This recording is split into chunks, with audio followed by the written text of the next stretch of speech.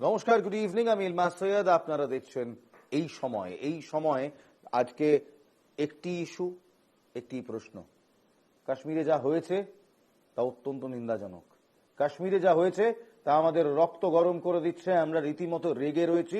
এর প্রত্যাঘাত আমরা দেখতে চাই, এর রিভেঞ্জ আমরা দেখতে চাই। কিন্তু তার সঙ্গে সঙ্গে যেভাবে বেছে বেছে সেখানে ধর্ম জিজ্ঞেস করে পর্যটকদের গুলি করা হলো, যেভাবে বেছে বেছে হিন্দু নিধন করা হলো, তারপর কয়েকটি প্রশ্ন সত্যি মাথায় আসে। প্রথম প্রশ্ন, এই মোদী সরকার, নরেন্দ্র মোদী সরকার কিভাবে এই হামলার যোগ্য জবাব দেবে? বেছে বেছে হিন্দু নিধন কেন করা হলো কাশ্মীরে? কেন টার্গেট করা হলো নিরীহ পর্যটকদের? বহুদিন বাবদ তো আমরা দেখলাম কাশ্মীরে পর্যটকদের ওপর টার্গেট সরে গিয়েছিল, সেখানে পর্যটকদের টার্গেট করা হচ্ছে না। ইনফ্যাক্ট আমরা এও দেখেছি গত 3 থেকে 4 বছরে কাশ্মীরে রেকর্ড সংখ্যায় পর্যটন বৃদ্ধি হয়েছে। তাহলে কেন হঠাৎ করে টার্গেট করা হলো নিরীহ পর্যটকদের? আমাদের চতুর্থ প্রশ্ন, এবার কি তাহলে পিওকেতে আঘাত আনবে ভারত? ঠিক এর আগে যেভাবে বালাকোট স্ট্রাইক করা হয়েছিল তার জবাবিতে এবার কি তাহলে পিওকেতে আঘাত আনতে পারবে ভারত? এবং আমাদের পরের প্রশ্ন, 2019-এর পর শান্ত কাশ্মীরের ছবি ভেঙে দেওয়ার জন্যই কি এই হামলা চালানো হলো? 2019-এর পর কাশ্মীর শান্ত, এই বক্তব্য ভারতীয় জনতা পার্টি থেকে শুরু করে সর্বত্র ছড়িয়ে গিয়েছিল। সেই ছবি ভাঙার কি চেষ্টা এই হামলা? এবং সর্বশেষ প্রশ্ন, এবং এই প্রশ্নটা অত্যন্ত গুরুত্বপূর্ণ প্রশ্ন, সবচেয়ে গুরুত্বপূর্ণ প্রশ্ন, পরিকল্পিত হামলায় গোয়েন্দা ও নিরাপত্তা বিভাগের ব্যর্থতা কি স্পষ্ট নয়? একটি পরিকল্পিত হামলা হলো, গেট ব্লক করে দেওয়া হলো, 30 থেকে 35 মিনিট ধরে লাগাতার ফায়ারিং করা হলো, তারপর পেছনে পাইনের জঙ্গল দেখে তারা পালিয়ে গেল, গা ঢাকা দিয়ে পালিয়ে গেল, কাউকে খুঁজে পাওয়া গেল না। সূত্র মারফত জানতে পারছি তারা মোস্ট প্রবাবলি পিওকেতে ক্রস করে গিয়েছে। এত বড় কাণ্ড ঘটিয়ে তারা পিওকে চলে গেল কিংবা অন্যত্র গা ঢাকা দিল। গোয়েন্দা বিভাগ, নিরাপত্তা বিভাগ, তাদের ব্যর্থতা কি স্পষ্ট নয়? এই প্রশ্ন করতেই হবে। কিন্তু তার আগে আজ প্রথমে আমাদের প্যানেলে যারা রয়েছেন আসুন তাদের সঙ্গে আলাপ করে নিই। আমাদের সঙ্গে রয়েছেন এই মুহূর্তে কর্নেল সব্যসাচী বাগচি, আমাদের সঙ্গে রয়েছেন কর্নেল আর কে শ্রীবাস্তব, আমাদের সঙ্গে ভারতীয় জনতা পার্টির মুখপাত্র সমজিৎ ঘোষ রয়েছেন, এবং চন্দন বাবু রয়েছেন, চন্দন ঘোষ চৌধুরী রয়েছেন আমাদের সঙ্গে, কংগ্রেসের মুখপাত্র। আমি প্রথম প্রশ্নটা করব সরাসরি কর্নেল সব্যসাচী বাগচিকে। কর্নেল সব্যসাচী বাগচি পুঞ্জে লড়াই করেছেন, কাশ্মীরে লড়াই করেছেন, কাশ্মীরের টেরেন জানেন। আমি সহজভাবে কর্নেল বাগচি আপনাকে এই প্রশ্নটা করবো। আমার প্রথম প্রশ্ন, যেভাবে ওখানে বেছে বেছে হিন্দু নিধন পর্ব চললো, যেভাবে বেছে বেছে কোন ধর্ম তা জিজ্ঞেস করা হলো, হঠাৎ করে লস্করে তৈবা ব্যাকড একটি অ্যাটাক, সেই অ্যাটাকে এমন ভাবে পর্যটকদের বেছে বেছে ধর্ম কেন জিজ্ঞেস করা হলো? দেখুন, কথা হচ্ছে যে যেদিন ধর্মের ভিত্তিতে ভারতটাকে ভাগ করা হলো 40-এর দশকে, একটা নেশনকে বলা হলো টু নেশন। মুসলিম লীগ যখন লাহোরে ডিসিশন নিল ভারত ভাগ হবে ধর্মের ভিত্তিতে, তারপরে 42-এ ভারত ছাড়ো আন্দোলন হয়েছিল, যেখানে স্লোগান ছিল করেঙ্গে ইয়া মরেঙ্গে। আর একটা সর্বব্যাপী ভারত ছাড়ো আন্দোলন, সেরকম একটা আন্দোলন এই মুসলিম লীগের রিজলিউশনের ঠিক 2 বছর বাদে হওয়া সত্ত্বেও এই 42-এর আন্দোলন কিন্তু ভারত ভাগ রুখতে পারল না। আর 42-এর 5 বছর বাদে ভারতটা দুভাগে ভাগ হয়ে গেল। এই ভারতটা দুভাগে ভাগ হয়ে যাওয়ার পরপরই ব্যাপারটা কি ছিল, জিন্নার মুখ থেকে বা পাকিস্তানের যারা তখনকার সমস্ত নায়ক তাদের মুখ থেকে শুনেছিলাম তারা একটা মথ ইন পাকিস্তান পেয়েছেন, কারণ তারা পুরো পাঞ্জাব চেয়েছিলেন, পুরো বাংলা চেয়েছিলেন। যেটা পেলেন পুরো পাঞ্জাবটা পেলেন না, পুরো বাংলা পেলেন না। যেটা পেলেন না সেটা হচ্ছে কাশ্মীরে তারা ঠিক ভারত ভাগ হওয়ার পরপরই বছর খানেকের মধ্যে একটা হানাদারি আক্রমণ চালালেন। এবং সেটা আমরা দেখেছি ইতিহাসে বারবার চালালেন। কিন্তু আমরা একটু 2026-এ ফিরে আসি কর্নেল বাগচি, আমরা একটু 26-এ ফিরে আসি। আমরা সাধারণত যখন দেখি যে জঙ্গিহানা হয় সেখানে নির্বিচারে গুলি চালানো। না, আমি সেটাতে আসছি।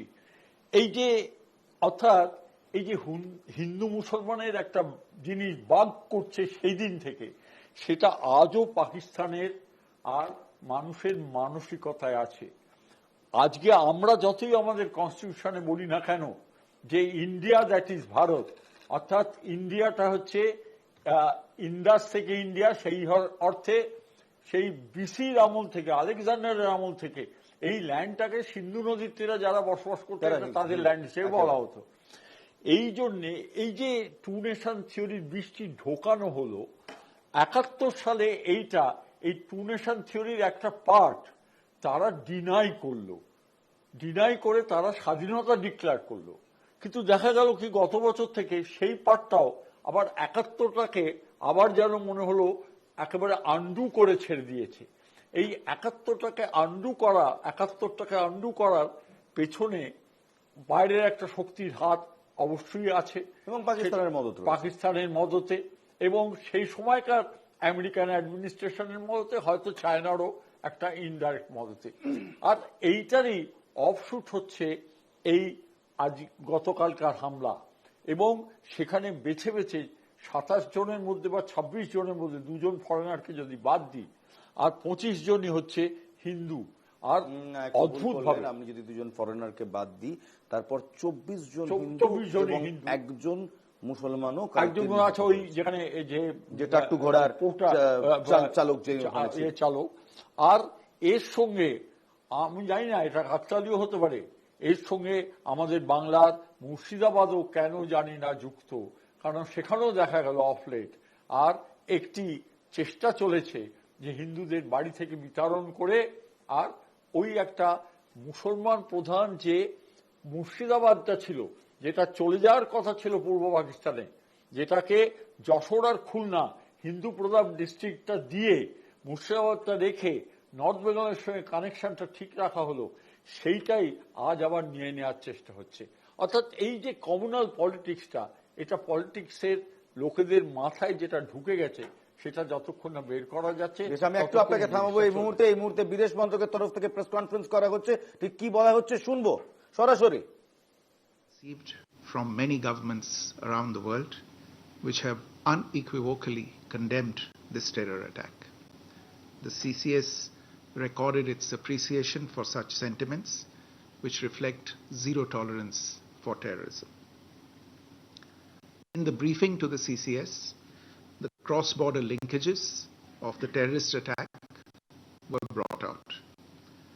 It was noted that this attack came in the wake of the successful holding of the elections in the Union Territory and its steady progress towards economic growth and development. Recognizing the seriousness of this terrorist attack, the CCS decided upon the following measures. 1.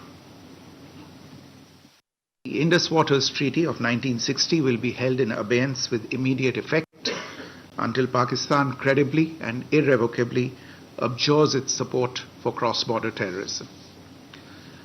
2. The integrated checkpost Atari will be closed with immediate effect. Those who have crossed over with valid endorsements may return through that route before 1 May 2025. 3. Pakistani nationals will not be permitted to travel to India under the SARC visa exemption scheme visas. Any SVES visas issued in the past to Pakistani nationals are deemed cancelled.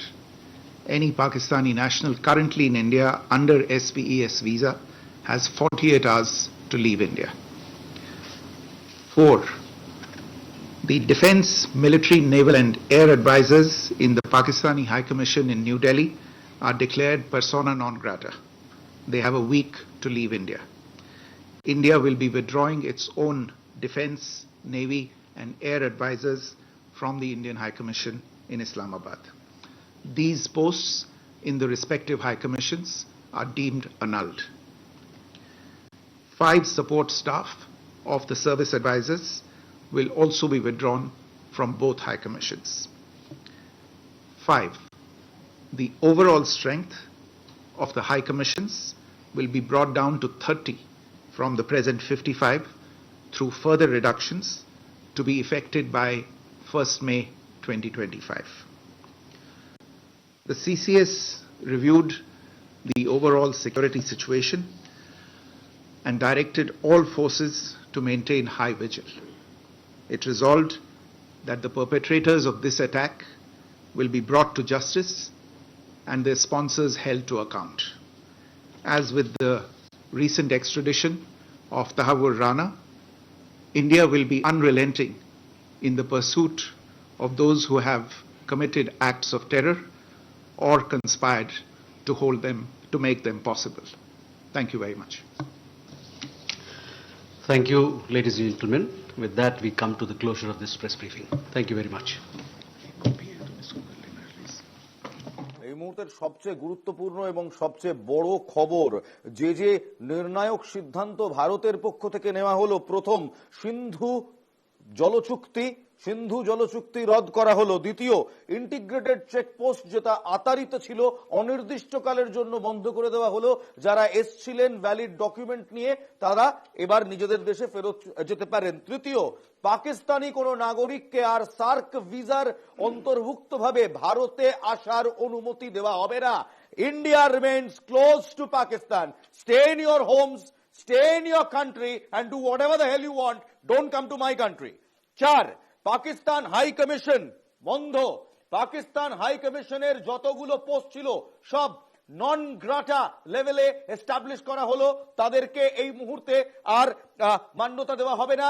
Reduction in forces, reduction in the number of strength. পাঁচ, সমস্ত নিরাপত্তা agency, নিরাপত্তা বাহিনী, the Indian army, Indian navy and the Indian Air Force along with paramilitary forces high অ্যালার্টে, high ভিজিলে থাকবে এখন থেকে, যতক্ষণ না এই এই পেহেলগাঁও কাণ্ডের, যতক্ষণ না কাশ্মীর হামলার আততায়ীদের আমরা অর্থাৎ ভারত তাদের সাজা দিতে পারবো, এই হাই অ্যালার্ট চলবে। Excellent steps, strong steps, Colonel R.K. Srivastava. These steps were needed. But again, I come back to the very simple question, the very valid question. Modi সরকার এই হামলার যোগ্য জবাব কি ডিপ্লোমেসি থ্রুতে দেবে? Very good question. এটা আমরা বলি golden hour. What is the golden hour? Immediately after the incident. আমরা গতকাল থেকে আজ পর্যন্ত আমরা মিডিয়াতে অনেকগুলো প্রত্যেকটা জিনিস আপনারা খতিয়ে দেখেছেন। এই golden hour, what is this golden hour? Golden hour is not meant for diplomatic, golden hour is for attack. এটা ইন্ড ফেলিয়ার ছিল, আনডাউটেডলি ইট হ্যাজ বিন ইন্ড ফেলিয়ার।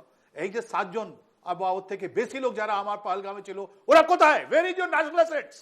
আপনার স্যাটেলাইট, আপনার ড্রোন, আপনার যতগুলো সার্ভেলেন্স সিস্টেম, আপনার ইন্টেলিজেন্স, আপনার 5 আইস, আপনার ইউএস কোথায় আছে? আমি জিজ্ঞেস করছি কোথায় আছে? গোল্ডেন আওয়ারে ইন্ডিয়ান পিপুল, ভারতীয় যারা আছি আমরা, এই ডিপ্লোম্যাটিক এফোর্ট এটা হোয়াইট ওয়াশ। আমার একটা প্রশ্ন, এই ডিপ্লোম্যাটিক প্রসেস কখন হয় কর্নেল শ্রীবাস্তব? তখন হয় যখন ভারতবর্ষ আরো কিছু বড়, এর থেকে অনেক কিছু বড় প্ল্যান করে। আমি এইখানেই রাজনাথ সিং, আমাদের প্রতিরক্ষা মন্ত্রী, ডিফেন্স মিনিস্টার রাজনাথ সিং, তার একটি বক্তব্য শোনাবো, যেখানে ডিফেন্স মিনিস্টার বলছেন যে খুব শিগগিরই, খুব অল্প সময়ের মধ্যে এর যোগ্য জবাব দেওয়া হবে। যারা পর্দার আড়াল থেকে এই সমস্ত কিছু ঘটাচ্ছেন তাদের যোগ্য জবাব দেওয়া হবে। শুনবো।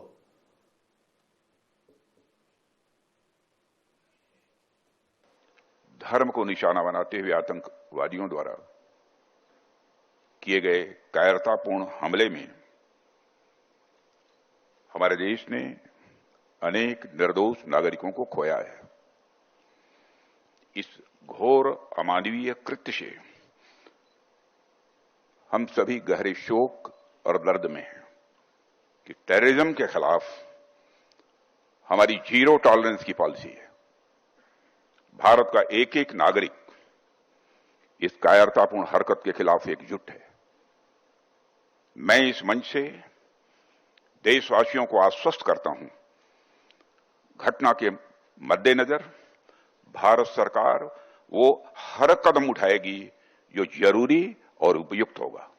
और हम सिर्फ उन लोगों तक नहीं पहुंचेंगे जिन्होंने इस घटना को अंजाम दिया है, हम उन तक भी पहुंचेंगे जिन्होंने पर्दे के पीछे बैठकर हिंदुस्तान की सरजमी पर ऐसी नापाक हरकतों की साजिशें रची हैं।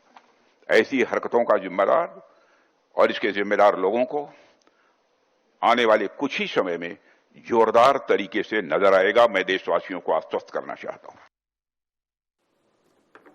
এই মুহূর্তে জানিয়ে রাখি আপনাদের জিওসি ইন্ডিয়া 15 কোরের লেফটেন্যান্ট জেনারেল কেজিএস ডিলং তিনি বলছেন, তিনি রেকমেন্ড করছেন strong military actions against Pakistan. এখানে আমার প্রশ্ন থাকবে ভারতীয় জনতা পার্টির মুখপাত্র সোমজিৎ ঘোষের কাছে। সোমজিৎ বাবু, কি হলো, শুধু ডিপ্লোমেসি? দেখুন, সব থেকে বড় যে কথাটা দিয়ে শুরু করব সেটা হচ্ছে কি ভয়ঙ্কর জঙ্গিহানা কাশ্মীরে পেহেলগাঁওয়ে, এবং সেখানে 25 জন হিন্দু, একজন মুসলমান, একজন ইটালিয়ান নাগরিক, একজন ইসরায়েলি নাগরিক মারা গিয়েছেন। তো এই মারা যাওয়ার পর ভারত সরকারের প্রধানমন্ত্রী নরেন্দ্র দামোদর দাস মোদিজি, স্বরাষ্ট্রমন্ত্রী এবং আরও যারা যারা আছেন তারা যেভাবে মিটিং করছেন এবং যেভাবে অ্যাকশন নেবার শুরু করছেন, সেই জায়গাটার উপর ভরসা রাখতে হবে। না মানে আমি ভরসা রাখার চেষ্টা করছি, কিন্তু আমি এখানেই ভরসা রাখার জায়গা থেকে বলি, আমার মনে আছে 71-এ একটি মাত্র এয়ার স্ট্রাইক হয়েছিল, ইন্দিরা গান্ধী তারপর পুরো ফোর্স পাঠিয়ে দিয়েছিলেন জেনারেল শাহ মানেকশর আন্ডারে। তারপর কি হয়েছিল আমরা সবাই জানি। ফোর্ট উইলিয়াম যান, আমি আপনাকে নিয়ে গিয়ে দেখাতে পারি, ক্যাপচার্ড পাকিস্তানি ফ্ল্যাগ এখনো আমরা রেখে দিয়েছি। আরে ওয়্যার ইজ দি অ্যাকশন? অ্যাকশনটা নেবার জন্য যা যা প্রক্রিয়া করার, শেলিং করলেন আজকে তক্তাপানিতে, শেলিং, দ্যাট ইজ অ্যাকশন। শুনুন না, বলছি, আমাকে একটু বলার সুযোগ দিন। তো সেই জায়গাটা তখনকার সময় আর এখনকার সময় জঙ্গিদের বলে এখানকার মানে যারা সেকুলার আছেন তারা বলেন নাকি জঙ্গিদের কোনো সেকুলার, এই প্যানেলে আমরা সবাই আছি। হ্যাঁ, তো বলেন নাকি ভারতের প্রতিটা নাগরিক সেকুলার। ঠিক আছে, সংবিধানে বলা আছে, তো সংবিধানে বলা আছে, কিন্তু যারা মানে জঙ্গি যারা, তাদের ধর্ম হয় না, কিন্তু তারা যখন হত্যা করছে তখন হিন্দু বলে তখন তাদেরকে হত্যা করা হচ্ছে একেবারে। এবং আমি আরেকটা জিনিস আমি আপনার সঙ্গে সাম্যজিৎ বাবু একেবারে এখানে সহমত যে এতদিন ধরে যারা যারা বলেছেন সন্ত্রাসবাদের কোনো ধর্ম হয় না, হয়তো একটু ভুল বলেছেন, কারণ কালকের ঘটনার পর আমরা দেখেছি কিভাবে পাকিস্তান স্পন্সার্ড, আবারও বলছি, পাকিস্তান স্পন্সার্ড ইসলামিক টেররিজম, এর সঙ্গে ইসলামের কোনো যোগ নেই। না না, আমি একেবারে যোগ নেই। পাকিস্তান স্পন্সার্ড ইসলামিক টেররিজম, টেররিস্টরা তারা কিভাবে নিরীহ মানুষকে তাদের ধর্ম পরিচয় এর সাথে আমি একমত। এবং আমি এর আগেও আমরা দেখেছি 26/11-তেও যে ঘটনা ঘটেছিল, তখন কিন্তু নির্বিচারে গুলি হয়েছিল, তখন কিন্তু ধর্ম দেখা হয়নি। এবার এখানেই তো আমার প্রশ্ন, এই জায়গাটাতেই, এবং এই প্রশ্নটা আমি কর্নেল শ্রীবাস্তবের কাছেই রাখবো। কর্নেল শ্রীবাস্তব, এই যে আমি আসবো আপনার কাছে, আপনি সারা দিন বলবেন, আজকে 1 ঘন্টা ধরে বলবেন, কিন্তু আমি কিছু কাজও দেখতে চাই যেটা আপনার সরকার করবে। Waiting for it, still waiting for it. The entire country is waiting for it. Colonel Srivastava, যে হঠাৎ করে এই যে ধর্ম জানা কেন এবং কখন, যখন 16ই এপ্রিল পাকিস্তানের সেনাপ্রধান বলছেন কাশ্মীর আমাদের জাগলার ভেন, আসিফ মুনির বলছেন কাশ্মীর আমাদের জাগলার ভেন, এবং একই সঙ্গে বলছেন হিন্দু এবং মুসলমান তারা কখনো একসাথে থাকতে পারে না, এই কমেন্ট আসিফ মুনির পাকিস্তানের সেনাপ্রধান করছেন 16ই এপ্রিল। 22শে এপ্রিল আমরা দেখছি লস্করে তৈবা স্পন্সার্ড কিছু জঙ্গি, পাকিস্তানি জঙ্গি, যারা পিওকে ক্রস করে এলো আবার পিওকে ক্রস করে এসে তারা ধর্ম জিজ্ঞেস করে করে নিরীহ ভারতীয়দের খুন করছে। কানেকশনটা কি?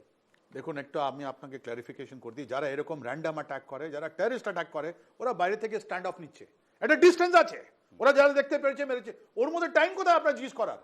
আনসাবস্ট্যান্সিয়াল থিং আমরা বলার দরকার নেই। আপনার 2000 থেকে আমরা দেখছি বিল ক্লিন্টন যখন এসেছিলেন চিটি সিংপুরাতে, ওখানে শিখদের মারা হলো। যখন আমাদের মাননীয় অটল বিহারী বাজপেয়ী ছিলেন, ও সময় রাজৌরিতে মারা গেছিল। প্রত্যেকবার তো হিন্দুরাই মারা যায়, এটা ধর্মভিত্তিক ব্যাপার নয়। ওখানে আপনি দেখবেন কাশ্মীরের, দেখুন আপনি কাশ্মীরের লোকের আপনি বলিদানটা দেখুন, ওদের কাজটা দেখুন। কিন্তু ওর আগে আপনার চ্যানেল মাধ্যমে আমরা যারা 26 জন যারা নিজের লাইফের বলিদান দিয়েছেন, ওদেরকে আমি শ্রদ্ধা সুমন জানাই।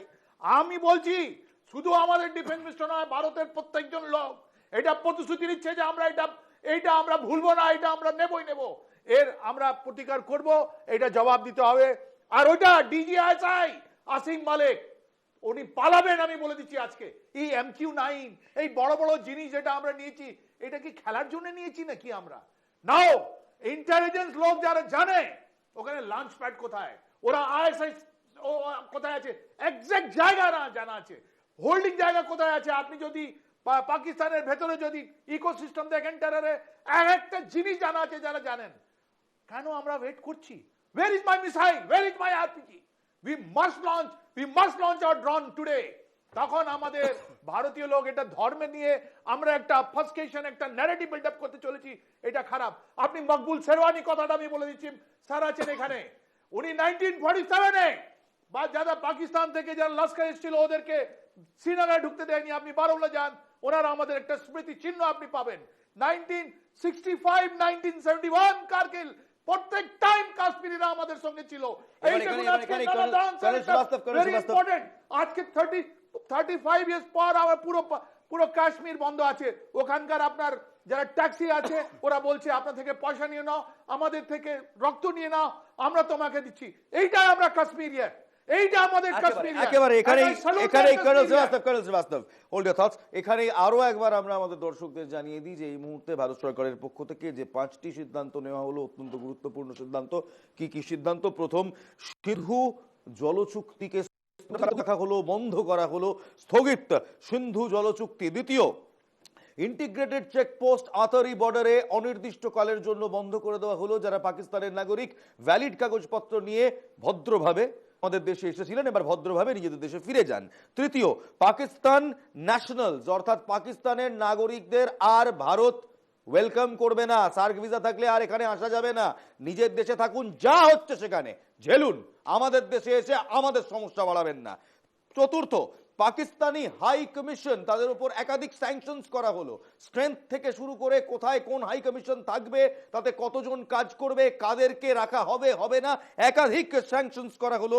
এবং 5 নম্বর সবচেয়ে গুরুত্বপূর্ণ, সমস্ত সেনার সমস্ত ভাগ এবং প্যারামিলিটারি তাদেরকে অল ফোর্সেসকে হাই ভিজিলে রাখা হলো।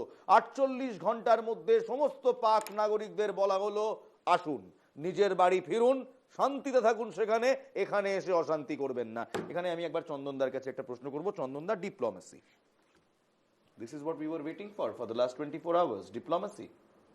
দেখো, আমরা আজকে যে আলোচনা করছি এটা একটা ভরাক্রান্ত মনে সকলেই আলোচনাটা করছি, এবং ঠিক তার পাশে আমরা সলিউশনটাকে বোঝবার চেষ্টা করছি কি হতে পারে, এবং অনেক ক্ষেত্রে অপারগতা অর্থাৎ আমাদের যে ফেলিওর সেটা একেবারে প্রকৃষ্টভাবে প্রমাণিত সত্য হিসেবে দেখা হচ্ছে।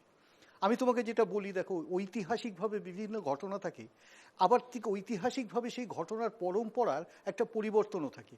অর্থাৎ আমি যদি বলি যে আজকে টেররিস্টদের হাতে একটা ব্যাপক সংখ্যক মডার্ন আর্মস আছে, সো উই আর, মানে আমার বারবার মনে পড়ে এখানে যে নিকোলাই ম্যাকিয়াভেলি সেই কথাটা ইম্পর্টেন্ট, মানে ভেরি আন্ডারলাইন, যে if your enemy is near you so you are. খুব স্বাভাবিক, মানে আমার উল্টো দিকে কেউ আমাকে যখন আক্রমণ করছে ঠিক সেইভাবে তো আমিও তার কাছাকাছি। আক্রমণের কোন জায়গায় আমি পালাবো না, আমি এগোবো, আক্রমণ প্রতিহত করবো, এটা তো আমার দায়িত্ব। মানে আমি তোমাকে বিশেষভাবে যখন গোটা দেশ প্রত্যাঘাত চাইছে, যখন রিভেঞ্জ চাইছে, তখন এটা কি শুধুই মানে শুধু এই 5টা ডিপ্লোম্যাটিক চ্যানেলসে এই 5টা সিদ্ধান্ত দিয়ে দেখো ভারতকে শান্ত করা যাবে, ভারতের মানুষকে শান্ত করা যাবে? আমি শুরুতেই বললাম এটা একটা ভরাক্রান্ত অধ্যায়, এবং এই মানুষগুলো খুন হয়ে যান, এবং সেই মানুষগুলো খুন হয়ে যান এবং বিভিন্ন অধ্যায় কিন্তু তার রিফ্লেকশন হয়েছে। আমি তোমাকে যদি প্রথমত যেটা বলি, আমরা বারবার না, হিন্দু মুসলিম অবশ্যই বাস্তব চরিত্র, আজকে সে ধর্ম পরিচয় নিয়ে সেদিনের এই ব্যাপক আক্রমণ করা হয়েছে এবং মানুষের মৃত্যু হয়েছে। আচ্ছা ইলমাস, একটা জিনিস আমরা যদি ঠিক এইভাবে দেখবার চেষ্টা করি যে আমার এই ডিগ্রেডেশন অর্থাৎ ইউটি করা হয়েছে হোম মিনিস্ট্রির আন্ডারে, এন্টায়ার সার্ভিলেন্স এবং ডেপ্লয়মেন্ট অফ ফোর্সেস, এখানে দাঁড়িয়ে একটা নির্বাচন হয়েছে, শান্তিপূর্ণ নির্বাচন, এবং সেখানে বিজেপি বিশেষ ঠাঁই পাননি। ওমর আবদুল্লাহ একটা ব্যাপক সংখ্যক, অ্যাবসলিউট মেজরিটির অনেক বেশি নাম্বার নিয়ে ক্ষমতা এসছেন, একটা স্টেবিলিটি তৈরি হয়েছে। গত বছরের থেকে এবছর মানে খুব স্বাভাবিক অর্থে ইকোনমিক রিসার্জেন্স হয়েছে, ট্যুরিজম বেড়েছে। আমরা 30 লক্ষ টুরিস্ট পেয়েছি গত 4 মাসে। অর্থাৎ কাশ্মীর এমন একটা স্টেবিলিটির মধ্যে দাঁড়িয়েছিল। এবার আমি একটু উল্টো দিক থেকে দেখবার চেষ্টা করি যে এই স্টেবিলিটিটাকে ভঙ্গ করা হলো, ইকোনমিক স্টেবিলিটি, ট্যুরিজম স্টেবিলিটি, এবং দেশের মধ্যে একটা নতুন ভাবনা সঞ্চারিত করা হলো। তোমরা যেটা মনে করছিলে তোমরা সেটা নাও, এই জায়গাতে একটা বড় প্রশ্ন। 5টা ইন্টেলিজেন্স গ্রুপ কাজ করে, একটা ডিপ্লোম্যাটিক ইন্টেলিজেন্স যেটা পররাষ্ট্র দপ্তরে থাকে, তারপরে মিলিটারি অপারেশনসের ইন্টেলিজেন্স থাকে, তারপরে ডিফেন্স সিস্টেমের 3টে অর্থাৎ 3টে ডিভিশনের ইন্টেলিজেন্স থাকে, তারপর প্যারামিলিটারি ইন্টেলিজেন্স থাকে, স্টেট পুলিসিং ইন্টেলিজেন্স থাকে। আচ্ছা, 5টা ইন্টেলিজেন্স ফেলিওর আমরা একবারও বলবো না?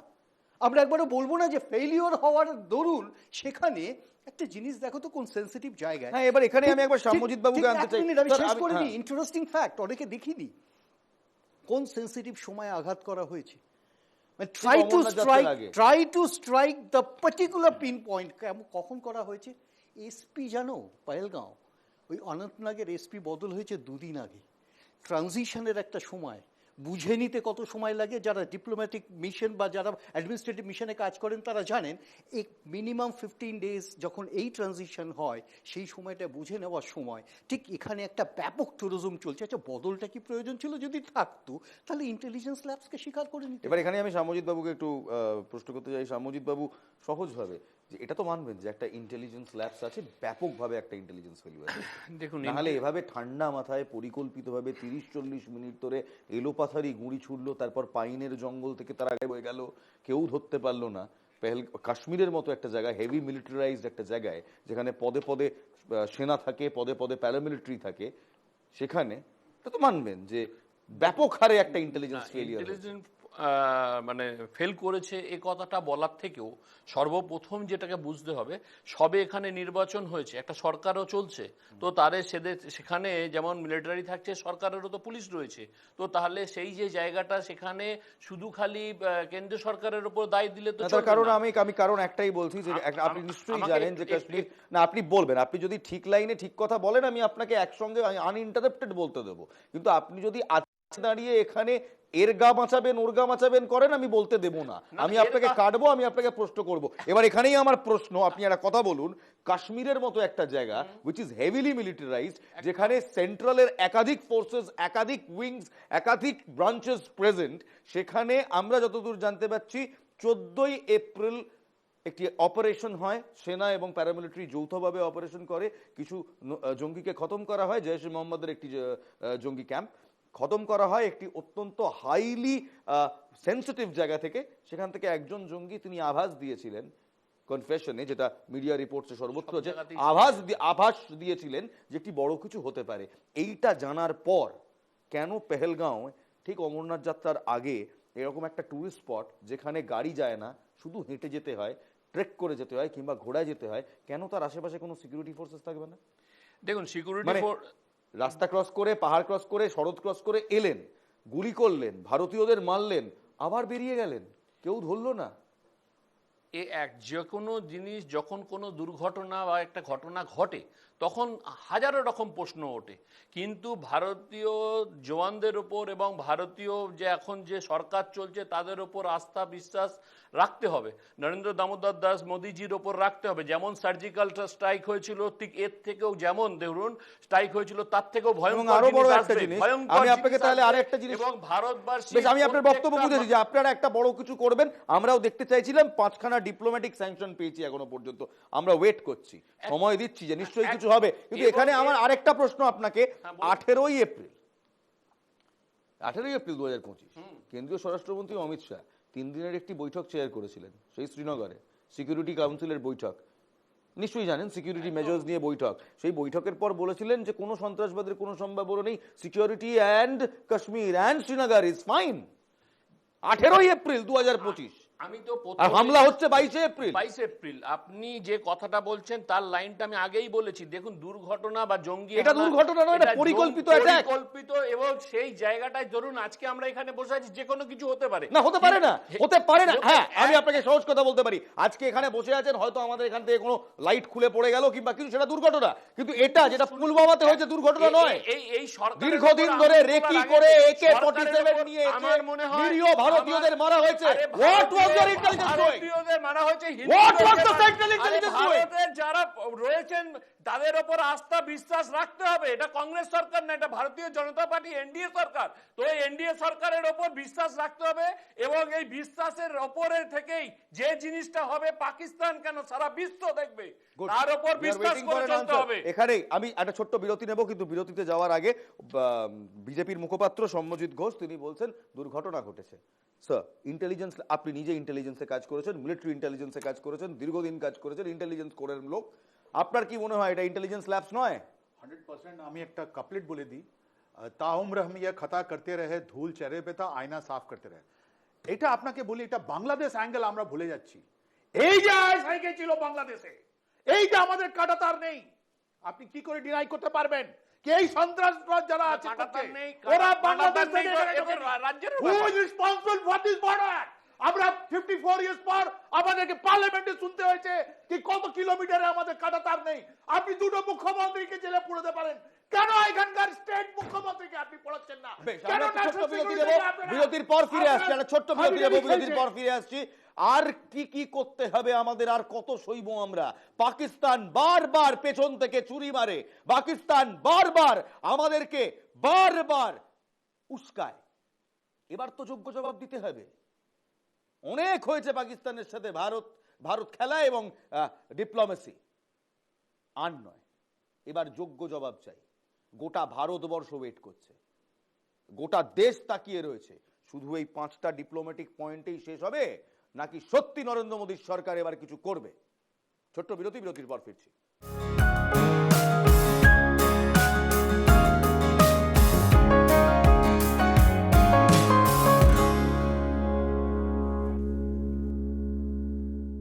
ফিরে এলাম বিরতির পর। আমরা বারবার বলছি, দেখুন আমি বারবার বলছি পাকিস্তানি ইসলামিক জঙ্গিরা এই কার্য ঘটিয়েছে।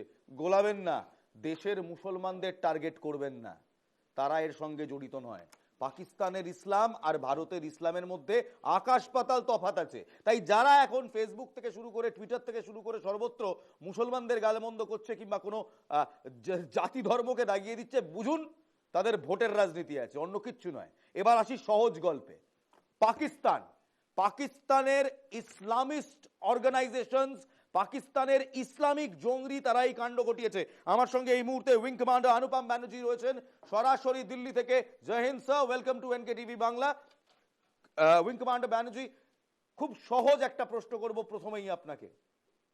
পাকিস্তানের সেনাপ্রধান 16 এপ্রিল বলছে কাশ্মীর আমাদের জাগলার ভেন। তারপর আবু মুসা পিওকেতে 18 এপ্রিল বক্তব্য রাখছে, রীতিমতো উস্কানিমূলক বক্তব্য রাখছে। 18 এপ্রিল আবু মুসা পিওকেতে, 22 তারিখেই হামলা হচ্ছে। প্রথমবার দেখলাম জঙ্গিরা, লস্করের তয়বা অপারেটিভসরা, তারা ধর্ম জিজ্ঞেস করে করে মারছে। কেন? Wing commander Banerjee. আমি গ্রুপ ক্যাপ্টেন ব্যানার্জি, এবং এটা তো খুবই স্বাভাবিক, কারণ পাকিস্তান সবসময় চায় যে ভারতের মধ্যে ধর্মীয় ভেদাভেদি যেটা ভেদাভেদ সেটা বাড়িয়ে দিতে, যাতে তাদের যে এজেন্ডা, যেটা আনফিনিশড এজেন্ডা অফ পার্টিশন, তারা যাতে সেটা করতে পারে। আমাদের as India we should not fall in this trap. আমরা এই ট্র্যাপটাতে কখনোই আমাদের পড়া উচিত নয়, কারণ পাকিস্তান সবসময় এটা করে। পাকিস্তানের আর্মি কখনোই চায় না যে ভারতের সাথে একটা সুস্থ সম্পর্ক থাকুক, এটা নেবারিং কান্ট্রির মধ্যে যেটা থাকা উচিত, এবং এর জন্য তারা স্বাধীনতার পর থেকেই বহুবার এই প্রচেষ্টা চালিয়েছে। আমরা সবাই জানি আমাদের দুটি দেশের মধ্যে 3টে যুদ্ধ হয়েছে এবং কার্গিলের কনফ্লিক্ট, এবং তাদের সবসময় থাকে যে যখনই তারা দেখে যে কোথাও কাশ্মীরে শান্তি ফিরে আসছে, কাশ্মীরে মোটামুটি একটা নর্মালসি ফিরে আসছে, তারা চায় সেটাকে আপসেট করতে এবং এমন একটা ভাবে করতে। কারণ আপনি যদি দেখেন পাকিস্তান আর্মি চিফের যে স্টেটমেন্ট, তার এইসব কথা কোনো বলার দরকারই ছিল না, কারণ এগুলো তো এখন আপনি যদি এগুলো লিঙ্ক আপ করেন, আপনি খুব ক্লিয়ারলি বুঝতে পারবেন যে এটার এজেন্ডা খুব ক্লিয়ার। ওরা খুব ভালোভাবে এটা প্ল্যান করেছিল এবং জানতো এই বক্তব্যের পরে যখন এই ধরনের অ্যাটাক হবে এবং এরকম রিলিজিয়ান জিজ্ঞেস করে করে মারা হবে, তখন একটা একটা সিচুয়েশন ক্রিয়েট করা হবে। তবে আমি এটাও বলবো যে আপনি যদি দেখেন যে ওখানে একজন পনি রাইডার, যিনি একজন কাশ্মীরি মুসলিম, তিনি টেররিস্টের হাত থেকে বন্দুক কেড়ে নিতে গিয়েছিলেন এবং তিনি নিজে মারা যান। আমার মনে হয় ইন্ডিয়ার বোঝা উচিত যে আমাদের শক্তি হচ্ছে আমাদের স্ট্রেংথে, ভেদাভেদি করার নয়। আমাদের একটা প্রশ্ন না করলেই নয়, এই মুহূর্তে দেশে, রাজ্যে এবং বিশেষ করে সোশ্যাল মিডিয়াতে একটি ন্যারেটিভ খুব ছড়াচ্ছে যে একটি পার্টিকুলার ধর্ম, একটি পার্টিকুলার জাতি, তারাই টেররিস্ট। এবং হ্যাঁ, উইদাউট সেইং যে এর মধ্যে পেছনে কিছু রাজনৈতিক দল আছে যারা তাদের ভোটের চরিতার্থ কিংবা ভোটের রাজনীতি শুরু করে দিয়েছে, কিন্তু এই ভোটের রাজনীতি করতে গেলে এই মুহূর্তে সেটা কি বকলমে ভারতবর্ষের ক্ষতি করা নয়, ভারতবর্ষের সঙ্গে গাদ্দারি করা নয়? কি বলবেন গ্রুপ ক্যাপ্টেন ব্যানার্জি? আমি রাজনৈতিক আলোচনায় যাব না, তবে আমার মনে হয় আমাদের যে আমাদের স্ট্রেংথ আমাদের দেশের, সেটা হচ্ছে ইউনিটি, এবং সেই ইউনিটি আমাদের আর্ম ফোর্সেস তার একটা জ্বলন্ত উদাহরণ। আমাদের আর্ম ফোর্সেসের ভেতরে কোনোভাবে কোনো ভেদাভেদ কাজ করে না, আমরা সবাই একসঙ্গে লড়াই করি, এবং পাকিস্তান সেটা অত্যন্ত ভালোভাবে জানে, এবং পাকিস্তান এই আমাদের যে শক্তি সেটাকেই ওরা টার্গেট করতে চায়। তো আমাদের মনে হয় আমাদের সোশ্যাল মিডিয়ায় পোস্ট কজন কি দিল তাতে কিছু যায় আসে না। যারা আমাদের দেশের সীমান্তের রক্ষী, আমাদের আর্ম ফোর্সেস, তারা অত্যন্ত ভালোভাবে জানে আমাদের স্ট্রেংথ কোথায়।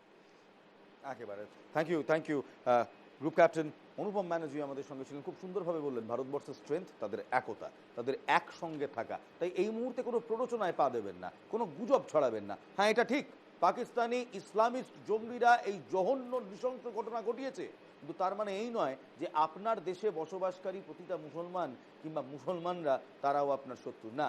আপনি এবং আপনার পাশের বাড়িতে থাকা সেই মুসলমানটা দুজনেই ভারতের নাগরিক। এই মুহূর্তে পাকিস্তানের ট্র্যাপে পা দেবেন না।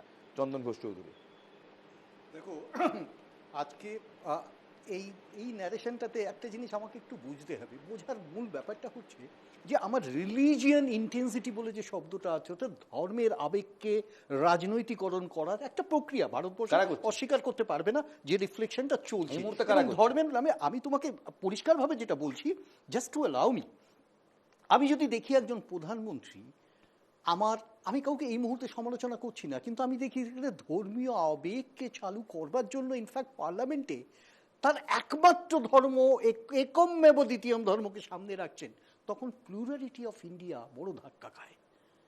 আমি যখন প্রধানমন্ত্রীকে দেখি, আমি কেন বলছি তোমাকে এই কথাটা বুঝবার, কার্গিল হয়েছিল 99।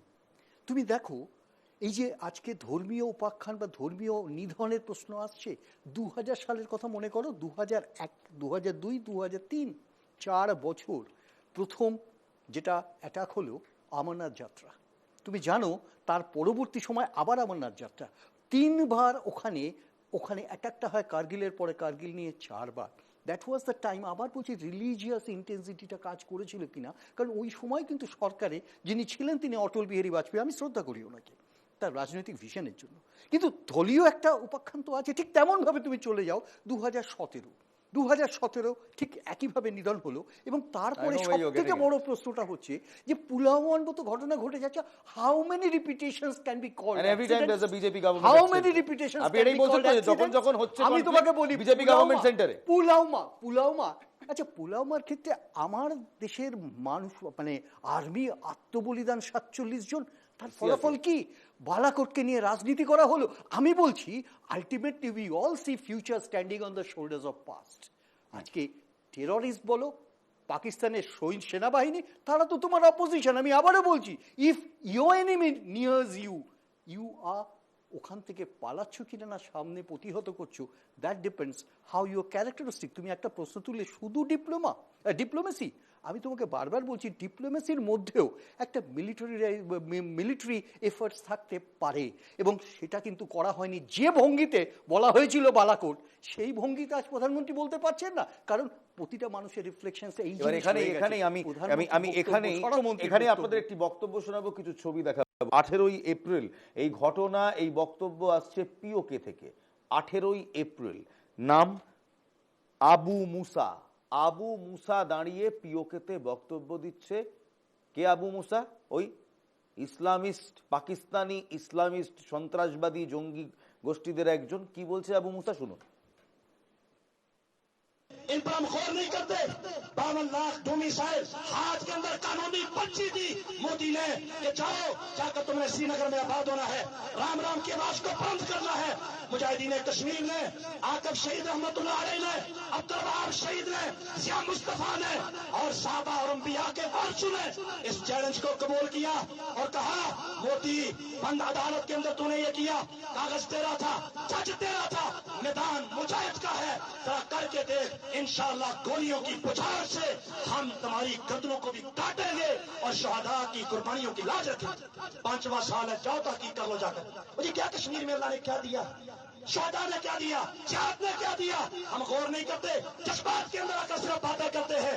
5वां साल है, अल्लाह की कसम ना एक कॉलोनी बना सके, ना बात कर सके, बल्कि मोदी को जाकर कहा कश्मीर में हमारी जानों को खतरा। আবু মুসা লস্করে তৈবার কমান্ডার পিওকেতে দাঁড়িয়ে বলছে গোলি কা বছার। এবার দেখুন আরো একটি বাইট দেখাবো, মনে করে গ্রাফিক্স দেখাবো, তা হলো আসিফ মুনিরের বক্তব্য 16 এপ্রিল। পাকিস্তানের সেনা প্রধান আসিফ মুনির কি বলছেন? বলছেন কাশ্মীর আমাদের জাগলার ভেন, অর্থাৎ গলার সবচেয়ে ইম্পর্টেন্ট ভেন। অনাবাসী পাকিস্তানিদের সঙ্গে কথা বলতে গিয়ে এই বক্তব্য রাখেন, বলেন আমাদের কণ্ঠে শিরা ছিল এবং থাকবে, এবং একই সঙ্গে হিন্দু এবং মুসলমানরা যে একসঙ্গে থাকতে পারে না সেটাও বলছেন। আবার বলছেন আমাদের কাশ্মীরি ভাইদের লড়াই করতে ছেড়ে দেবো না। এটা বলছেন কবে? এটা উনি বলছেন 16 এপ্রিল। 16 এপ্রিল আসিফ মুনির এই কথাটি বলছেন। 18 এপ্রিল আবু মুসা লস্করে তৈবার কমান্ডার পিওকেতে দাঁড়িয়ে এই কথাগুলো বলছে, এবং তারপর 22 তারিখে এই ঘটনা ঘটছে। আমার প্রশ্ন এখানে একটাই প্রশ্ন, স্যার 18 তারিখ পিওকেতে দাঁড়িয়ে আবু মুসা লস্করে তৈবার কমান্ডার এই কথা বলছে, আসিফ মুনির কথা বলছে, এখনো সঞ্জিত বাবু বলবেন বসে বসে যে না ইন্টেলিজেন্স ফেলিয়ার ছিল না। এই কথাগুলো কি ইনাফ নয় to pick up on the radio chatter? Abu Musa, he's no one. He's just scared. LAT, he's just scared in Pakistan because of India. কত লোক মরেছে আমি আপনাকে ডিটেল দিলে আমার নিজের উপর একটা কেস হয়ে যাবে। প্রচন্ড লোক Lashkare Taiba is finished, Hafiz Saeed is finished, ওদের সিস্টেমই চলছে না। আপনাকে মনে করিয়ে দিই, কান্ধার হাইজ্যাক, ওই প্লেনটা হাইজ্যাক হয়েছিল কাঠমান্ডু থেকে, ওখানে ছিল পাকিস্তান হাই কমিশনার, ওর স্টাফ গুলো ওখানে হাতিয়ার গুলো দিল, কান্দার গেল। এই আপনি ভুলে যাচ্ছেন, এই যারা এসছে ওরা সব বাংলাদেশ থেকে এসছে। ডিজিআইএসআই কেন গেলেন ওখানে 21 জানুয়ারিতে? এটা রাস্তাটা খোলা আছে, ওরা ওখান থেকে ট্রান্সপোর্ট করলো, ডি প্যাকেট যেটা আমরা বলি, ওরাই এসছে। আর ওরা আবার তারপর চলে যাবে কেন? আমরা যে ওয়েস্টার্ন দিকে আমরা তাকাচ্ছি, আমরা জানি ওদের লঞ্চ প্যাড হয়, ওদের গাইড হয়, ওদের আইএসআই ডিট্যাচমেন্টস আছে, সব খালি আছে, সব ফাঁকা আছে। যখন আমরা ওয়েস্টার্ন দিকে তাকাচ্ছি কিছু পাচ্ছি না আমরা, কিন্তু ইস্টার্ন দিকে আমাদের একটা বাংলাদেশে একটা জঙ্গিদের জন্য একটা জায়গা বানানো হয়েছে। আপনাকে মনে করে দিই, এটা বেশি দিন চলবে না। MQ9 হিট করবে জামাত ইসলামকে, MQ9 হিট করবে হেফাজত ইসলামকে, MQ9 হিট করবে ওনাদের কতগুলো ইন্টারনালিকে। জানি voice over internet protocol VoIP যেটা বলি, যেটা তাবসুর রানা এখন বলছে কারা কারা দিয়েছে। এই Bangladesh has become epicentre of terror against India. ওইটা আমরা ছাড়বো না। এটা বাংলাদেশকে মেসেজ দিতে চাই। আজকে না কালকে যদি তোমাদের একটা রিলেশনটা আমরা যদি বুঝতে পারি, ওর মধ্যে তোমাদের উইদাউট এনি কোলাটেরাল ড্যামেজ, এরকম আমাদের এই আল কায়দা যে মারা গেল আপনার কাবুলে, second in man in command, ওরকমই এদের লোক মারা যাবে, এদের হাইড আউট গুলো মারা যাবে। আপনিও গেছিলেন দেখলেন কি কাশ্মীর থেকে লোক কি করে আসছে, ওখান থেকে কি করে যাচ্ছে, আমরা তো এটা জানি না। এবার আমি এখানে একবার গ্রুপ ক্যাপ্টেন অনুপম ব্যানার্জিকে নিয়ে আসবো। গ্রুপ ক্যাপ্টেন ব্যানার্জি, 18 তারিখ আবু মুসা পিওকেতে দাঁড়িয়ে এরকম একটা ইনফিউরিয়েটিং স্পিচ দিচ্ছে, জেনারেল আসিফ মুনির তিনি এরকম বক্তব্য রাখছেন। আর আমরা দেখেছি গত কয়েক মাস ধরে আমরা দেখেছি বাংলাদেশের সঙ্গে ISI এর সখ্যতা বেড়েছে, বাংলাদেশের সঙ্গে পাক সেনার সখ্যতা বেড়েছে।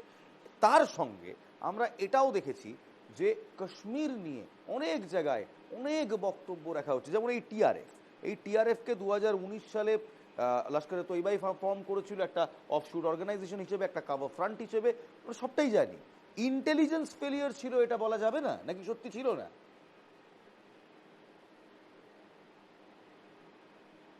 দেখুন, আপনি যে ইন্টেলিজেন্স চ্যাটারের কথা বলছেন, সেটা কাশ্মীরে অত্যন্ত মানে প্রচুর ইন্টেলিজেন্স চ্যাটার এরকম আসে। তো সেটার মধ্যে থেকে অ্যাকচুয়াল ইন্টেলিজেন্স আলাদা করা, কারণ আমি যেহেতু ওই অঞ্চলে কাজ করেছি, আমি আপনাকে বলতে পারি যে এরকম ইন্টেলিজেন্স ইনপুট প্রচুর আসতে থাকে, এবং পাকিস্তানের আর্মি চিফ এরকম কথা বলবেন এটাই তো স্বাভাবিক। এবং লস্করের চিফের থেকে আপনি এর থেকে বেটার কি এক্সপেক্ট করেন? তাদের প্রত্যেকটি কথার পিছনে যদি আমাদের একটা অ্যাটাক দেখতে হয়, এবং ইন্টেলিজেন্স একটা জিনিস আপনাকে মনে রাখতে হবে যে একটা অ্যাটাক যদি ফেলিয়ার হয় ইন্টেলিজেন্সের, তাহলে কিন্তু আরো 100টা অ্যাটাক যেটা হয়নি। নিশ্চয়ই এটাও আটকানো উচিত ছিল, কিন্তু সেটাকে ইন্টেলিজেন্স ফেলিয়ার কিনা সেটা দেখার আগে পুরোপুরি অ্যানালাইজ করতে হবে যে কোনখানে ভুল হয়েছে, এবং I am sure government agencies will do this. তবে ইন্টেলিজেন্স ফেলিয়ার যেহেতু পাকিস্তানের আর্মি চিফ কিছু বলেছেন, লস্করের চিফ কিছু বলেছেন, আমাদের বোঝা উচিত ছিল, আমার মনে হয় ইটস আ বিট ফারফেচড। আমি এখানেই চন্দন দাকে নিয়ে আসবো। আপনার কি মনে হয় যে এর আগে কাশ্মীর যখন ছন্দে ফেরার চেষ্টা হচ্ছিল, তখন একটা আলাদা কাশ্মীর দেখেছি, পর্যটন বাড়ছে, সেই ছন্দ ভাঙার জন্য, সেই তাল ভাঙার জন্যই এটা একটা হলো। কারণ পাকিস্তানি ব্যাকিং যে রয়েছে, পাকিস্তানি হাত যে রয়েছে, সেটা তো স্পষ্ট, আর তো বলার দরকার পড়ে না যে পাকিস্তানের মদত করেছে, হাইয়েস্ট লেভেল থেকে মদত করেছে। সেই জায়গা থেকে এই মুহূর্তে পাকিস্তান যা করছে, কি জবাব দেবো? দেখো, একদম পরিষ্কারভাবে দুভাবে এই ধরনের টেরোরিস্ট অ্যাটাক হয়। একটা সময় যদি স্থানীয় সমর্থন থাকে, অর্থাৎ একটা নির্দিষ্ট পারপাস আছে, কাশ্মীরকে আলাদা করতে হবে, আজাদি কাশ্মীর ইত্যাদি ইত্যাদি, এই প্রসঙ্গে যে সময়টাতে অর্থাৎ খুব স্বাভাবিক অর্থে সাধারণ মানুষের সমর্থন টেরোরিস্ট অ্যাটাকের জন্য, এবং বিভিন্ন ক্ষেত্রে এরকম এভিডেন্সেস আছে, আমরা দেখেছি এর আগেও। কিন্তু পাশাপাশিভাবে যে এই মুহূর্তে যে অ্যাটাকটা হলো, তাতে কিন্তু তুমি উল্টো চিত্র দেখবে। তুমি দেখবে কাশ্মীরিরা, ইনফ্যাক্ট শ্রীনগরে যেভাবে আবেগ নিয়ে মানুষ রাস্তায়, এবং সেখানে বাঁচাতে গিয়ে যে মুসলিম ছেলেটি মারা গেলেন, তিনি তো বাঁচাতে গিয়ে মারা গেলেন। আমি তোমাকে বলছি, ধর্মকে তুমি আলাদা করে দাও, কারণ এটা একটা এক্সাম্পল। এটার এক্সাম্পলটা হচ্ছে যখন স্টেবিলিটি আসছে কাশ্মীরের মানুষ মনে করছে যে ভারতবর্ষের সাথে তাদের দীর্ঘদিনের রিলেশন এবং তাকে সম্পৃক্ত হচ্ছে, ইকোনমিক রিসার্জেন্স হচ্ছে, ডেভেলপমেন্ট হচ্ছে, ঠিক সেই সময় যখন অ্যাটাকটা করা হয় তখন বুঝতে হবে ডেস্টেবিলাইজ করছে, এবং সেই ডেস্টেবিলাইজেশনটা করছে কারা। তখন তোমার প্রশ্নটা আসবে ইন্টেলিজেন্স। আমি এখানে একদম বলে শেষ করি। I really have very small space. Please, I'll come to you. আমি এখানে group captain Banerjee, colonel Srivastava এবং কর্নেল বাগচি, এই তিনজনকে এই আমার নেক্সট 10 মিনিটের জন্য, 5 মিনিট সেগমেন্টের জন্য একটু এনগেজ করতে চাই। এখানে তাদের সঙ্গেই কথা বলতে চাই যে এটা তো খুব শিওর শট, এটা তো এখন প্রমাণিত যে পাকিস্তানের হাত রয়েছে, রাইট? এটাও প্রমাণিত যে পাকিস্তান এই ধর্মের মোড়কে উস্কানি দিয়ে কোথাও ভারতবর্ষের ঐক্যবদ্ধতা সেটাকে ডিস্টেবিলাইজ করার চেষ্টা করছে, রাইট কর্নেল বাগচি? প্রশ্নটা হচ্ছে যে ধর্মে উস্কানি দিয়ে ভারতবর্ষকে ডিস্টেবিলাইজ যে করা যাবে না, এটা পাকিস্তান কিন্তু হাড়ে হাড়ে জানে। কারণ যে কথা চন্দনবাবু বলছিলেন, লড়াই তো আমরা পাকিস্তানের সঙ্গে 48 সালে করেছি, 65-তে করেছি, 71-এ করেছি, কার্গিল করেছি। পাকিস্তান বুঝে গেছে যে লড়াই করে ভারতবর্ষের সঙ্গে জেতা যাবে না। তাহলে কিভাবে জিততে হয়? তাহলে প্রক্সি ওয়ার করে, ইন্টারনাল ব্লিডিং করে যদি জেতা যায় তাহলেও কিছুটা চান্স হতে পারে। কিন্তু ইন্টারনাল ব্লিডিং করে ওই জন্য জেতা যাবে না, কেননা পাকিস্তান যে অর্থে রিলিজিয়ানটাকে রিলিজিয়ান বলে, আমরা ভারতবর্ষের লোকেরা ধর্মকে কিন্তু রিলিজিয়ান হিসেবে মানি না। ধর্ম আর রিলিজিয়ান কিন্তু এক নয়। তাহলে ওইখানে সুশ্রুতি দিয়ে আর ভারতবর্ষকে ডিস্টেবিলাইজ করা যায় না। আর যারা ওখানে ধরুন আমি খুব সহজভাবে বলবো, আপনাকে এই প্রশ্নটা করবো, যে যারা এই মুহূর্তে দাঁড়িয়ে, আমি আমাদের দেশের কথা বলছি, আমাদের দেশের কিছু নেতাদের কথা বলছি, অনেক নেতাদের, যারা এই মুহূর্তে ধর্মিক সুশ্রুতি দিচ্ছে, কি বলবেন? আমি একটু শেষ করে নিই। যখন G20 কনফারেন্স হচ্ছে, তখন আমাদের মাননীয় প্রধানমন্ত্রী পুরনো আমাদের যে শাশ্বত সনাতন সাংস্কৃতিক চিন্তাধারা, সেই চিন্তাধারাটাকে ইংরেজি ভাষায় একটা সুন্দর 3টে ওয়ার্ডের মাধ্যমে এক্সপ্রেস করেছিলেন। কি? We are living in one earth, one family, we have got one future. One earth, one family, one future is actually the ধর্ম। মানুষকে ধর্ম হচ্ছে ধৃতিস ক্ষমা দম হস্ত্যং, এই যে ব্যাপারগুলো, অর্থাৎ ধৈর্য, ক্ষমা, অহিংসা, অচৌর্য, সত্য, হ্যাঁ, এই যে গুণ, এই যে হচ্ছে ধর্ম। ধর্ম মানে এই নয় যে মসজিদে যাচ্ছ, ইয়েতে যাচ্ছ। সেই জন্য বলছি যে পাকিস্তান এটা খুব ভালো করে জানে। আসল কথাটা তা নয়। আসল কথাটা হচ্ছে যে প্রথম দিন থেকে, যেদিন হানাদার দিয়ে কাশ্মীরটাকে আক্রমণ করায়, সেদিনই কাশ্মীর নিতে পারিনি, কারণ তাই সেই ধর্মের লোকেরাই সেটাতে অপোজ করেছিল। সেই লোকটার নাম হচ্ছে শেখ আবদুল্লাহ। শেখ আবদুল্লাহ তখন প্রাইম মিনিস্টার ছিল। হরি সিং মহারাজা ছিলেন বটে প্রাইম মিনিস্টার, এবং শেখ আবদুল্লাহ সেদিন কিন্তু হানাদারদের সমর্থন করেনি। ঠিক যেমন সেই সময় শেখ আবদুল্লাহ হানাদারদের সমর্থন করেনি, গতকালও সেখানে একজন মুসলমান টাট্টু ঘোড়া চালক এই জঙ্গিদের সমর্থন করেনি, উল্টে রাইফেলের মুখে ঝাঁপিয়ে পড়লো। কিসের জন্য জানেন? পর্যটকদের বাঁচাবার জন্য। একটা ছোট্ট প্রতিবেদন আছে, কাশ্মীর থেকে পাঠানো হয়েছে, দেখাবো।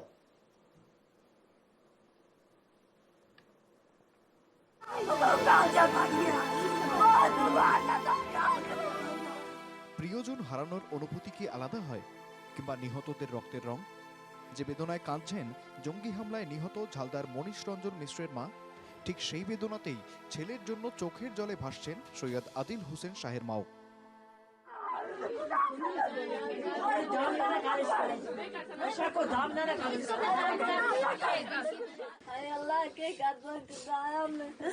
एक ही सहारा था, यही कमाने वाला था। एक बच्चा कमाए वाला से कुछ तो बड़ा ही से हाय अल्लाह के कर खुदाया। पहलगांव जंगी हमलाয় নিহত একমাত্র মুসলমান ঘোড়া চালক সৈয়দ আদিল হোসেন পালানোর সুযোগ থাকলেও পালাননি, বরং পর্যটকদের প্রাণ বাঁচাতে গিয়ে তিনিও ঝাঁঝরা হয়ে গেছেন জঙ্গিদের বুলেটেই। কাশ্মীরিয়াতের জন্য জীবন দিয়ে কাশ্মীর সহ গোটা দেশেই এখন হিরো সৈয়দ আদিল হোসেন শাহ। যে কাশ্মীরিয়াত বলে অতিথি দেবো ভব, সৈয়দ আদিলের কাকা জানালেন আদিলের উপার্জনেই পরিবার চলত। बड़ा यही था। इसकी शादी हुई थी? इसकी शादी हुई थी। अच्छा। इसका एक बच्चा था, वो बीमार गया था। तो अब इसको कमाने वाला कोई नहीं। हमारी अपील है कि बहुत गरीब है, बहुत गरीब है, इसको नजरसानी की जाए, इनकी बच्चों को भी हिफाजत की जाए, बस हमारी यही अपील।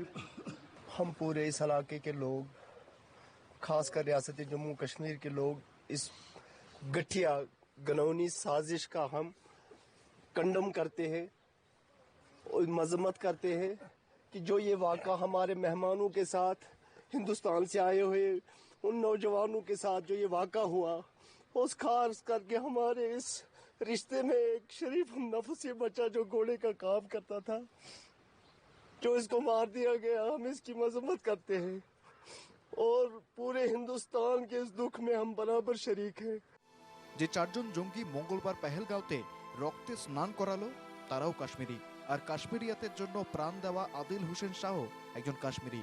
তফাৎ শুধু ইনসানিয়াত আর কাশ্মীরিয়াতের। Bureau report, NK TV Bangla. Ramjit Babu, খুব সংক্ষেপে। দেখুন, মৃত্যু যে হয়েছে এবং যারা মারা গেছে সবাই ভারতীয়, তো তার মাঝখানে দুজন বিদেশিও আছেন। তো এখানে একটা জিনিস বুঝতে হবে যে পাকিস্তানকে তার উচিত শিক্ষা দিতে হবে এবং তার পিওকেতে ঢুকে এবং পাকিস্তানের সার্বভৌমত্বর ভেতরে ঢুকে তাকে উচিত শিক্ষা এমন দিতে হবে যে প্রত্যেকটা ভারতীয়, সেখানে যত রকমের ধর্ম হোক, আমার হিন্দু মরেছে এবং হিন্দুরাও যেমন বলে বলে মরেছে, মুসলমানদেরও, ভারতীয় মুসলমানদেরও তাদের সহযোগিতা করতে হবে, কারণ তারা ভারতীয় বলে, এবং প্রত্যেককে এবং সবাইকে তাদেরকেও বলতে হবে, হ্যাঁ তাদেরকেও বলতে হবে যে হিন্দুরা। আমাকে একটুখানি এক মিনিট, আমার এই শোতে বসে হিন্দু মুসলমান করা যায় না। এটা আমার শো তো, এটা বাংলায় আমার শো তো, এখানে বসে হিন্দু ওখানে যখন হিন্দু বলে দাঁড়ান না, পাকিস্তানের ট্র্যাপে পা দিচ্ছেন কেন? কেন পাকিস্তানের ট্র্যাপে? পাকিস্তান তো এটাই চায়। আমি কি বলেছি? আমি যে কথাটা বলছি তারাও যেটা বলুক যে ভারতীয়, এবং তাদেরকেও এদের পাশে থাকা দরকার আমাদের পাশে। আপনার কি মনে হচ্ছে নেই গোটা দেশ একসাথে এই মুহূর্তে দাঁড়িয়ে রয়েছে? আরে প্রত্যেকেরই তো দরকার এবং সবাইকেই সম্মিলিতভাবে একসঙ্গে লড়াই করতে হবে। তো আমি তো সেই কথাটাই বলছি যে তারা যখন যে ট্র্যাপে বলছে যে হিন্দুদেরকে মারছি, তাহলে ভারতীয় মুসলমানরাও তো ভারতীয়, তো তাদেরকেও তো বলতে হবে যে আমরাও হিন্দুদের পাশে আছি, আমরাও ঐক্যবদ্ধভাবে। তো তাহলে সেই মতন ভাবে বলতে আর হবে না, তারা আছে, তাহলে তারের মতন করে আমাদের সবাইকে, টোটাল ভারতীয়দেরকে লক্ষ্য রাখতে হবে যে ভারতীয় জনতা পার্টি এবং নরেন্দ্র দামোদর দাস মোদীর উপরে ভরসা রাখতে হবে এবং আমাদের সৈন্যদের উপর ভরসা রাখতে হবে। দেখুন পাকিস্তানের এখানে আমার একেবারে শেষ 30 সেকেন্ড আমি নেব। Colonel Shrivastava, do you support what he said? দেখুন, আমি আপনাকে খোলাখুলি বলে দিচ্ছি, এখন দুটো রাজ্যে ইলেকশন আছে, বিহারে ওর মধ্যে ইম্পর্টেন্ট ইলেকশন আছে, রাইট? ইলেকশন আছে তার মানে কিছু পলিটিক্স হবে, হিন্দু মুসলিম হবে, আমি ওটা বারণ করতে পারছি না। তারপর ডিপ্লোম্যাটিক ইনিশিয়েটিভ হলো, এখন মিলিটারি অ্যাকশন। আমরা চাই immediate military action, hard action, soft অ্যাকশনের জাম চলে গেছে। আর আপনি বাংলাদেশে আমরা শুধু নয়, ভারতের প্রতিটা নাগরিক জাতি ধর্ম নির্বিশেষে, সম্মজিৎ বাবুর মতো বলবো না আমরা যে শুধু এদেরকে বলতে হবে ওদেরকে বলতে হবে না, কাউকে কিচ্ছু বলতে হবে না। ভারতের প্রতিটা নাগরিক, এভরি ইন্ডিয়ান ওয়ান্টস রিটালিয়েশন। প্রতিটা ভারতীয় নাগরিক এই মুহূর্তে রিভেঞ্জ চায়, প্রতিশোধ চায়। সেই রিভেঞ্জ দেওয়ার দায়িত্ব নরেন্দ্র দামোদর দাস মোদীর। কিভাবে দেবেন উনি জানেন, আস্থা রাখছি ওনার ওপর, উনি করে দেখান। ঢুকুন পিওকেতে, ঢুকে মারুন, প্রতিটা টেরার লঞ্চ প্যাড ধ্বংস করুন, দরকার পড়লে প্রতিটা ঢোকা নয়, পিওকেটা আবার ব্যাক করতে হবে, ওটা আমাদের টেরিটরি। পিওকে পাকিস্তান অকুপাইড কাশ্মীর ছিনিয়ে আনুন, ছিনিয়ে আনুন। যেভাবে ওরা আমাদের কাছ থেকে ছিনিয়ে নিয়ে গিয়েছিল, এবার আমরা ছিনিয়ে আনবো আমাদের কাশ্মীরকে। কাশ্মীরে আর পাকিস্তানি দাদাগিরি চলতে দিতে পারবো না। নরেন্দ্র মোদীর কাছে আমাদের সবার এই আর্জি রইল, করে দেখান স্যার, করে দেখান, প্রতিটা ভারতীয়র জন্য করে থাকান। জয় হিন্দ।